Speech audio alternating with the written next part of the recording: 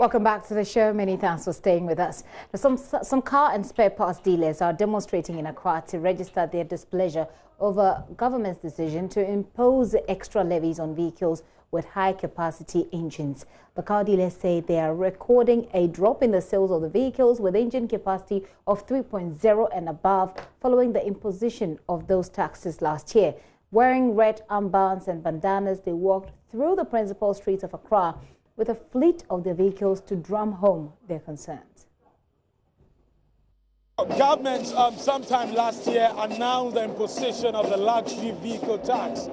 Vehicles with engines capacities above 2,950 cubic centimeters were expected to pay extra at the Driver Vehicle and Licensing Authority. But this clearly received mixed reactions. And one of the groups kicking against this policy is demonstrating today to register their displeasure about this government policy. They say that since the introduction of the luxury vehicle tax, people are no longer patronizing vehicles with 3.0 engine capacities. We at COPEC have also another issue where we think that the government should take a second look at. These vehicles you are talking about, as they run daily, are creating wealth for the state. Because if you buy a liter of petrol in Ghana today, you are paying almost 2 cedis in taxes alone to the state.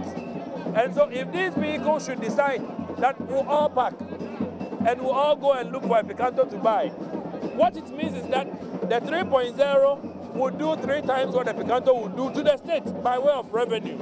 So government is shooting itself in the foot if it continues to want to push to charge these taxes. And we think that if the government wants to do numbers, we are all willing to assist. Plus and minus, pros and cons. The government will realize that if you force and go ahead with this, the monies that you will lose will be more than the money you will collect. The importation duty for these cars, one of them, 80,000, 90,000, 120,000.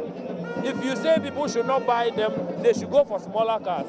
Importation duties for those cars are 8,000 cedis, 10,000. You will need to import 20 of those cars in order to be able to pay for one of the luxury cars. And we are saying that if the government weighs its own numbers carefully, it will realize that this Act 969, which is a luxury levy, is a disservice to its own, incomes.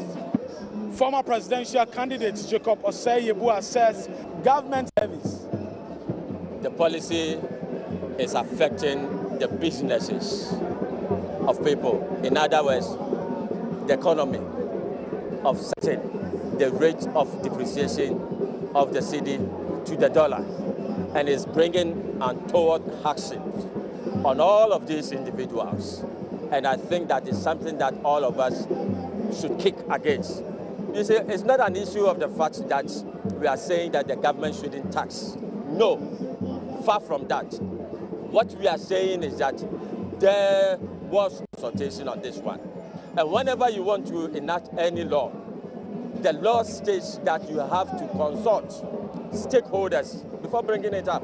And so when you look at the ramifications of this so-called luxury tax, which is quite black for everyone with a lot of thinking caps, you could see that we need to scrap it.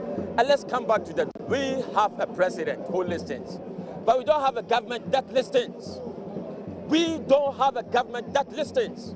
What an irony. And that is what we are saying.